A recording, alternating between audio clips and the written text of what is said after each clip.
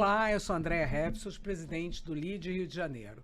Hoje o Business Talk é com Jorge Matos. Ele é educador, empreendedor, conselheiro, CEO e fundador da eTalent. Com mais de 3 décadas de experiência dedicada à transformação de organizações e ao desenvolvimento de talentos, o Jorge lidera uma trajetória marcada pela inovação em gestão comportamental e mudança de estratégia. A sua atuação é pautada pela identificação e potencialização do capital humano. Ele promove o autoconhecimento, a educação comportamental e trata isso como os pilares do sucesso no ambiente corporativo. É um visionário que acompanha as tendências globais e as suas aplicações no mundo do trabalho. Ele traz insights valiosos aos empresários, aos líderes, como que eles podem alinhar as suas equipes, como podem alinhar as suas organizações para que os resultados sejam melhores e cada vez a performance seja mais importante e tenha principalmente um crescimento sustentável. Queria que você contasse um pouco como é que começou essa sua trajetória. André, é prazer estar aqui com você, né? Ter essa possibilidade da gente trocar ideias, falar um pouquinho do que a gente tem de bom e que agrega de valor para as pessoas e para as organizações. Nasceu de uma inconformidade, porque teve 2 grandes momentos na minha vida que foram muito impactantes. O primeiro, eu tinha 23 anos, era professor na universidade, e perguntei aos meus alunos, numa primeira aula, quem eles eram, aonde estavam e para onde iriam. E levei um susto, porque a totalidade desses alunos não tinha a menor ideia de quem eram, aonde estavam e muito menos para onde iriam. E eu terminei levando 8 horas aulas discutindo com os alunos, né, e tentando ajudá-los nesse processo de entendimento.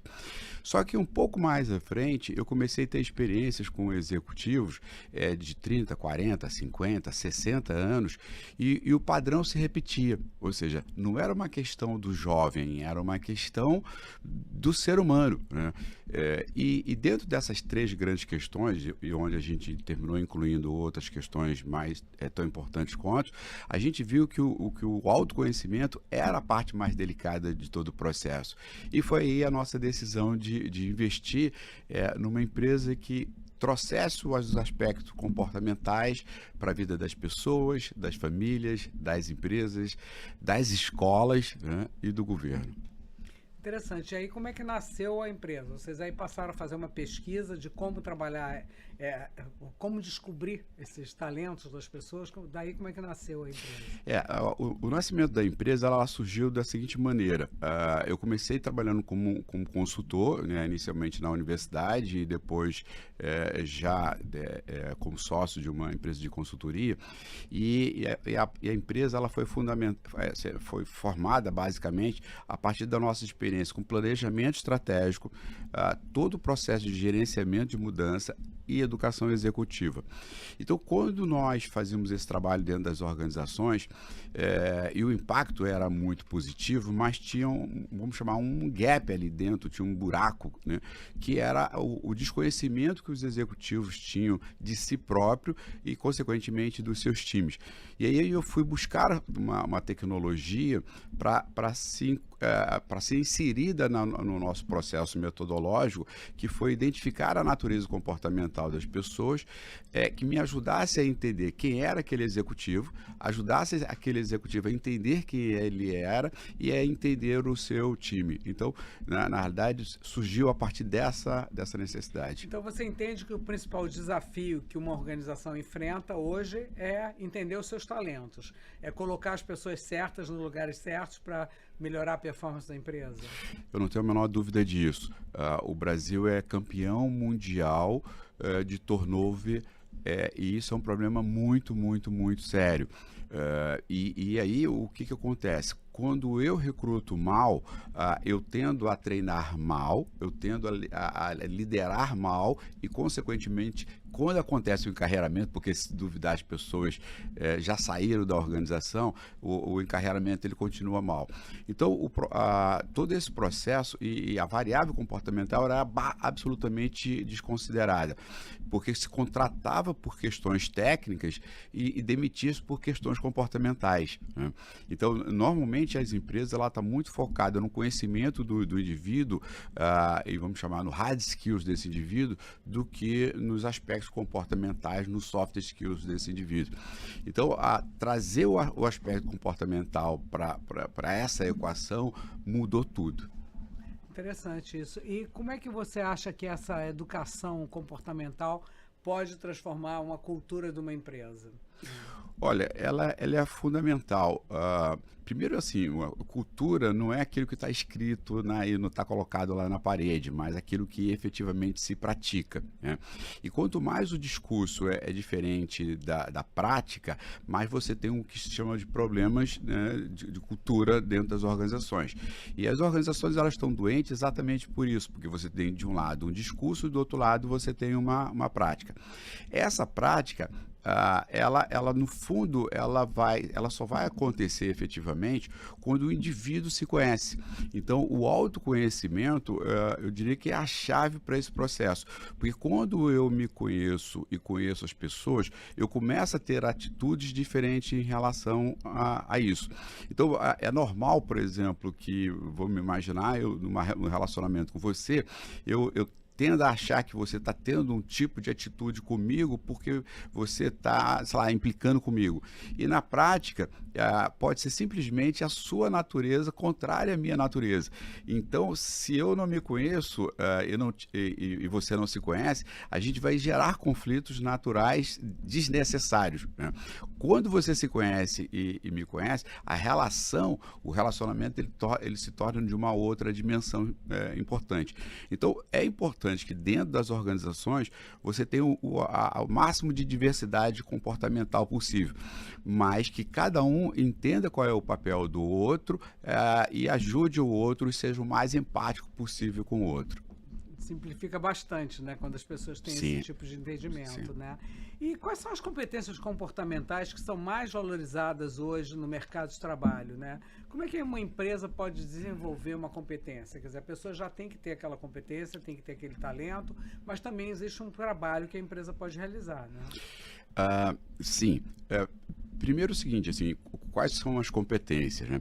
Talvez a capacidade de adaptabilidade é uma questão extremamente importante. Ainda mais no mundo com a velocidade que a gente está hoje, né? Quer dizer, o que vale hoje, talvez daqui a um mês já não valha mais, a pessoa tem que se adaptar, né? Seguramente não vai valer, né? A gente tem hoje um fenômeno absolutamente novo, que não tem nada semelhante em toda a história, né, da humanidade, que é a inteligência artificial. E ela está mudando tudo a cada dia, né?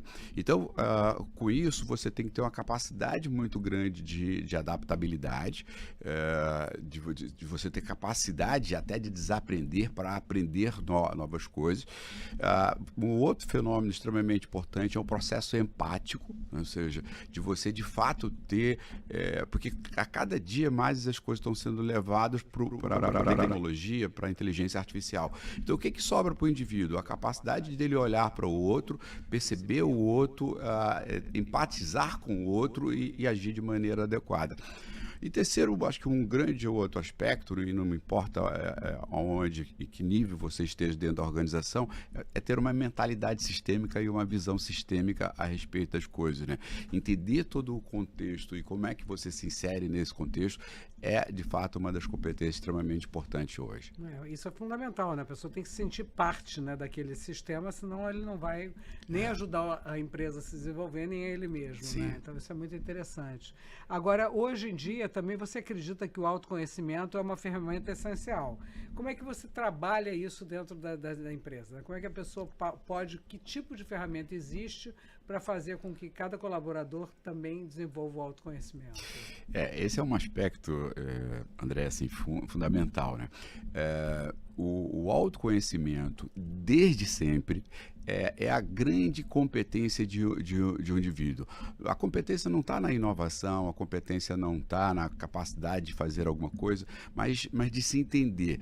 Porque a gente o ser humano vamos chamar, um equipamento extremamente complexo que não vem com manual de uso, né? Então nós somos complexos porque não temos o manual de uso. E aí só nos resta uma coisa: olhar muito para dentro de si e entender, né, todas as nossas características, os nossos dons, as nossas habilidades. Então, e aí você pode dividir isso, por exemplo, quais são as minhas naturezas comportamentais. Então, por exemplo, eu sou mais dominante e direto, ou eu sou mais diplomático e trabalho mais em equipe. Eu sou mais persuasivo e empático, ou eu sou mais fechado e distante. Eu sou mais estruturado e organizado, ou mais flexível e dinâmico. E por último, eu sou mais detalhista e preciso minucioso, ou sou mais generalista. Então, uma das coisas é entendimento do comportamento humano. O outro aspecto importante é o tipo de inteligência do indivíduo. Então, são 8 tipos de inteligências e suas combinações. Então, quando eu descubro qual é o meu tipo de inteligência, eu descubro aonde eu posso gerar melhores resultados. E aí vai. Então, são uma série de elementos para isso. Empresas como a iTalent, ela tem um papel muito importante, porque ela traz tecnologias que aceleram enormemente. Então, às vezes, para você fazer uma análise de um indivíduo, um aprofundamento de um indivíduo, uma leitura sobre esse indivíduo, levava meses para chegar a uma conclusão. E há 3 décadas a gente faz isso em minutos. Né? Existe um modelo, um algoritmo complexo por detrás disso, mas que acelera muito isso. Então, eu diria que busque o autoconhecimento e busque, eu diria que ter pelo menos 3 pessoas para te dar feedbacks verdadeiros, honestos, né? Que estejam possivelmente acima de você, que seja um par seu e um subordinado. Aí você tem uma visão meio que 360 da sua natureza. Porque te ouvindo, a gente às vezes fica pensando assim, como é que você faz o teste, você tem em curto espaço de tempo uma análise, mas como é que você devolve isso para a cultura organizacional? Como é que você consegue dar esse feedback de uma forma positiva para que a empresa, de fato, melhore, né, com toda essa reorganização das suas equipes? Sim. A primeira coisa que eu acho importante a gente frisar é que o nosso instrumento ele não é um teste, porque um teste, já por natureza, ele coloca o indivíduo naquela situação de certo ou errado e a última coisa que a gente quer é levar para esse contexto. Então, o que a gente diz é que nossas ferramentas são inventários. Ela vai inventariar a sua natureza comportamental. Então, de um lado, a gente tem uma ferramenta que identifica a natureza comportamental do indivíduo. Do outro lado, a gente tem uma outra ferramenta que identifica a natureza comportamental do cargo. Então, quando eu faço o match entre o indivíduo e o cargo, o que eu tenho? Eu posso ter a pessoa certa no lugar certo, que faz toda a diferença, ou a pessoa certa, e aí um detalhe importante, não existe pessoas erradas, ou a pessoa certa no lugar errado. A pessoa certa no lugar errado é mais ou menos o seguinte, olha, tudo que você tiver de bom, coloque aqui, porque a gente vai empoderar, a gente vai crescer, a gente vai maximizar. A pessoa certa no lugar errado é exatamente o contrário. Olha, pegue tudo que você tem de bom, tudo que você faz com prazer, tudo que te faz feliz, joga no lixo porque não me interessa e exatamente é tudo aquilo que você odeia que eu vou buscar e exigir de você. Então, assim, chega a ser perverso. Eu costumo dizer que, no fundo, é o seguinte, a organização, por exemplo, as empresas que estão nos ouvindo aqui agora, até esse momento, se ela não sabe da existência de ferramentas como a nossa, eu diria que ela tem errado de maneira culposa. Mas, a partir do momento que um líder, que uma empresa descobre que existem ferramentas como essa, aí já deixa de ser culposo para ser doloso, né?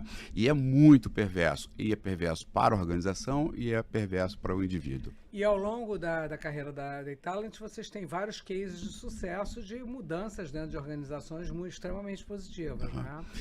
Sim, a gente acha que tem todos os segmentos, né? A gente já atendeu mais de 14 mil empresas ao longo desses anos todos, já fizemos mais de 100 mil planos de desenvolvimento individuais, já aplicamos em mais de 15 milhões de pessoas, né? Então, assim, de fato a gente tem vários cases. Acho que um dos cases que eu gosto de falar muito é de uma rede de supermercados que eles tinham um turnover de 40%, né? Tanto dos líderes quanto de toda a parte da operação. E aí o que nós fizemos? Exatamente com a ferramenta de definição de perfil, identificamos um perfil mais adequado para aquela atividade e aí a partir desse momento, essa empresa começou a recrutar de maneira mais adequada para aquela posição. Ficou mais fácil treinar as pessoas, porque ela tinha já a natureza para aquela posição. O processo de liderança se tornou mais fácil e o encarreiramento se tornou mais fácil. Então, os resultados foram absolutamente incríveis. Que bom isso ouvir, né? Porque às vezes a pessoa custa entender. E hoje, num momento que a inteligência artificial ela está tão forte, como é que isso também interfere no trabalho? Porque hoje a IA entra de sola, né, na empresa, substitui algumas tarefas de alguns colaboradores. Isso mexe com o trabalho da iTalent? Olha, a iTalent sempre foi uma empresa tecnológica, né? Então, quando a gente começou fazendo essa análise de perfil, como eu falei, né, um perfil que eventualmente necessitava que uma pessoa trabalhasse nele, sei lá, uma semana inteira, 2 semanas, para gerar um único relatório, a iTalent já nasce com uma tecnologia que possibilita esse processo a partir de um algoritmo. Então, a gente vive a inteligência artificial na iTalent desde sempre. O que está acontecendo no nosso caso hoje é que as inteligências elas têm ajudado a gente a ter um people analítico mais profundo, a inteligência gerando mais informações. Agora, um dado extremamente importante, que é o seguinte, o que no fundo está sendo a inteligência, pelo menos na minha visão? Eu vejo a inteligência hoje artificial como algo absolutamente inovador, absolutamente disruptivo, não tem algo nada semelhante em toda a história da humanidade. E eu diria que ela está tendo a força de um tsunami, né? E vamos chamar a multiplicidade de um enxame de abelhas. Então, a inteligência artificial ela tem essa força e essa, vamos chamar, multiplicidade que eu acabei de colocar. E isso é absolutamente impactante. Então, veja, no mundo em que resolver um problema de matemática se tornou 10 vezes, 20 vezes mais fácil do que vender o problema de matemática, a equação e o equilíbrio do mundo, ele muda, né? Então, antes você tinha os hard skills, né, que eram os conhecimentos, resolver, por exemplo, o problema de matemática, e os soft skills, que eram os comportamentos, o processo mais empático, né, que era aquela coisa assim meio que dizia, não, isso aqui é menos importante. Na realidade, esse jogo agora mudou completamente e vai mudar ainda mais, porque a questão da inteligência, ela coloca toda a análise, toda a questão de parâmetros, toda a velocidade, né, de uma maneira e em todas as áreas do conhecimento. E aí o que sobra para o indivíduo? Sobra para o indivíduo essa capacidade de uma leitura mais sensível, uma percepção maior, uma visão mais sistêmica, e como é que reúne tudo isso, né? Então, eu diria que muitas, vamos chamar, profissões estão sendo absolutamente eliminadas, outras estão sendo absolutamente empoderadas, né? Então já se fala, por exemplo, de uma empresa que vai surgir de um indivíduo só, né, utilizando N tecnologias, e que vai ser um unicórnio. E isso é uma verdade que eu diria a cada dia ela está se tornando mais factível. Assustador, mas real, né? Absolutamente assustador, mas real. Então, cada vez mais os profissionais que estão entrando no mercado já estão um pouco menos tempo no mercado, precisam se adaptar, né? Eles precisam ter um bom conhecimento da inteligência artificial para que eles possam usar, né, nos seus trabalhos. Agora, a questão do home office, isso muda um pouco a forma que você avalia o colaborador de uma empresa? Porque muda, né, o perfil. A pessoa também tem que ter uma disciplina para poder trabalhar fora daquele ambiente de trabalho, né? Nem todo mundo se adapta, né?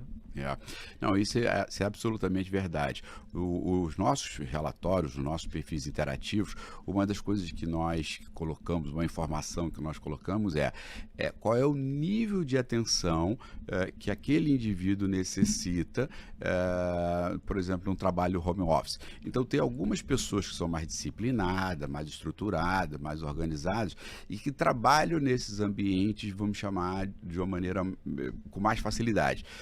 Perfis como o meu, né, que são extremamente indisciplinados, essa que é a grande verdade, né? Tem muita dificuldade, né? Então, vamos chamar, os indicadores de avaliação do indivíduo, eles mudaram completamente. Então, enquanto que no passado, estar às 8 horas dentro da empresa e sair às 18 era um parâmetro razoável, hoje isso não tem absolutamente nenhuma serventia. O que tem serventia são efetivos resultados que você pode trazer. Então, vamos chamar, o eixo dos indicadores do passado, ele tem que mudar completamente. E é menos importante como é que as pessoas estão fazendo e que tempo e que horário elas estão trabalhando, e mais importante qual é vamos chamar, a pontualidade e a qualidade daquilo que está sendo entregue. Então, é o resultado que ela traz para a empresa, né? Sempre resultado, sempre resultados. A Italent criou um conceito do lifelong impact. O que significa isso? Você tem que ter 3 dimensões para você efetivamente gerar resultado. Porque historicamente, você tem o lifelong learning. O lifelong learning pressupõe que eu vou estudar continuamente. O lifelong impact, ele tem uma proposta que você precisa estudar continuamente, porque o mundo está mudando a cada segundo, então você precisa entender, mas você precisa desenvolver sua natureza comportamental também a cada instante, se adequar a isso e aos diversos contextos, e você precisa melhorar sua capacidade vamos chamar, de habilidade, né, e de geração de resultados contínuos. Então, esses 3 elementos, conhecimentos adequados, comportamentos adequados e habilidades adequadas, são capazes de levar o indivíduo a ter a atitude de alta performance e que dentro de um ambiente propício ele é capaz de gerar resultados, né? Então, acabou o mundo em que o conhecimento pelo conhecimento levava a alguma coisa. Hoje aquele que gera resultados daquele que não gera resultados. Eu ia até te perguntar sobre isso. Assim, quais são os principais erros que as organizações elas cometem quando elas tentam implementar um programa de desenvolvimento comportamental sem estar bem estruturado, né? Quais são os principais erros? Olha, eu acho que a primeira coisa aí por exemplo, não ter ferramentas e instrumentos adequados, dados analíticos, definições, por exemplo, identificação tanto do perfil do indivíduo quanto do cargo. Acho que o primeiro dos erros começa aí. O segundo, que não é um treinamento de um final de semana, uma palestra motivacional que vai fazer essa diferença, né? Então, isso também não acontece. E o terceiro é a falta frequente do bom exemplo, né? Então, se o líder quer dar um exemplo à organização, ele tem que ser o primeiro a ter aquela atitude, né?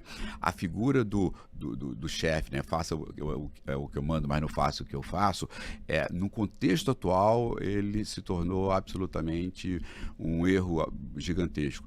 Então, eu diria que existem muitas, mas eu diria que talvez esses 3 são os elementos talvez fundamentais. E se hoje você fosse dar um conselho para um jovem empreendedor que esteja começando um negócio, que queira crescer profissionalmente, crescer uma empresa, o que você diria para ele ele botar como fundamental na rota dele de trabalho?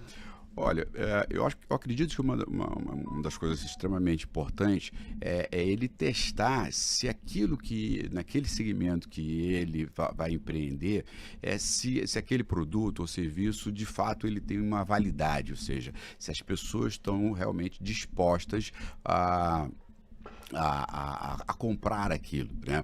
Então, enquanto você não emite uma nota fiscal para aquele produto e serviço, essa empresa não existe. O nascimento real de uma empresa, na minha visão, não é o momento em que a gente estabelece o contrato, mas no momento que a gente emite uma nota fiscal e alguém está disposto a pagar. Que o mercado te demanda. O mercado está dizendo o seguinte, eu te aceito, eu te vejo e eu te quero, né? Então, e aí, quando ele efetivamente ele paga. Então, aqui é o nascimento efetivo de uma empresa. Então, eu diria que talvez seja um dos aspectos. O outro aspecto importante, né, que eu vejo o empresário normalmente, o empreendedor normalmente, ele não cria, vamos chamar, um colchão de segurança. O ideal é que o empresário ele tivesse pelo menos de 6 meses a 1 ano, recurso suficiente para, ele tendo zero faturamento, ele poder sobreviver. Porque se ele não começa dessa maneira, ele provavelmente ele vai começar endividado. E por que ele vai começar endividado? A vida dele continua e ele continua pagando as contas da vida dele pessoal. Só que como empresário, ele também vai ter que investir em processo, tecnologia, em contratação de gente. Então, se ele não tem recurso para isso, ele vai pedir dinheiro emprestado e no Brasil isso é impossível. Sim, né? Vai crescendo. Né? É impossível e é uma bola absolutamente de neve. Então, em vez de ele transformar o empreendimento em algo prazeroso, em algo atrativo, ele já começa no negativo dentro desse processo. E o terceiro aspecto é o seguinte, o empreendedor, como qualquer outra atividade, qualquer uma, sem exceção, ele impacta o indivíduo. Então, se esse indivíduo ele não se sente confortável nesse ambiente, ele vai ter muita dificuldade. Então, e aí o empreendedor ele tem que estar muito ciente, por exemplo, numa perspectiva processual, ele tem que saber, ter competência de planejar qual é o negócio dele, tomar as decisões, escolher aquelas de melhor impacto, buscar os recursos para isso, seja humanos, financeiros, materiais, colocar isso em execução, realizar o controle disso e, na sequência, o gerenciamento. Então, veja, são muitos os papéis que o empreendedor ele precisa exercer. E aí, primeiro, se ele não se conhece, ele vai ter muita dificuldade de identificar quais desses papéis ele tem mais ou menos dificuldade e facilidade. Se ele se conhece, já acontece exatamente o contrário. Ele percebe, sei lá, no meu caso, eu sou um excelente decisor, mas não sou um bom planejador. Então, o que eu tenho que fazer? Eu tenho que me complementar com pessoas que têm uma natureza comportamental do planejamento para que essa pessoa me ajude. Uma outra coisa, por exemplo, eu não sou um bom controlador, mas eu sou, por exemplo, um bom gerenciador. Então, eu preciso de alguém que me dê os dados e as análises para que, em cima disso, eu possa gerenciar. E isso só acontece, novamente, a partir do autoconhecimento, né? E nesse caso do conhecimento do time, até para eu buscar sócios ou times de pessoas para trabalharem comigo. Não, super interessante, né? Porque você hoje tem ferramentas que conseguem te ajudar nessa gestão, né? E você poder entender qual é o seu real talento, né? E investir nisso e investir em colaboradores que possam ser complementares. Sim. Isso é muito bom. Ninguém faz nada sozinho, né? Jamais. Os times que são fundamentais e sempre se cercar de pessoas boas que possam ser complementares. Muito bom. Foi ótima a nossa conversa, Jorge. Muito obrigada pela tua presença aqui conosco. Acho que é interessante que as pessoas conheçam que existe essa possibilidade de acionar uma ferramenta que vai ajudar na gestão das empresas. Sim. Não é isso? André, eu que agradeço essa oportunidade de estar aqui com perguntas tão inteligentes, né, que só me estimulam e faz com que a gente ainda tente a cada dia melhorar e entregar algo melhor para as pessoas, para as famílias, para as escolas e para as empresas e governo. Sucesso, né? É isso aí. Uma empresa do Rio de Janeiro, que já está também em vários outros estados. Sim. Isso é um orgulho para o nosso Rio. Obrigado, André.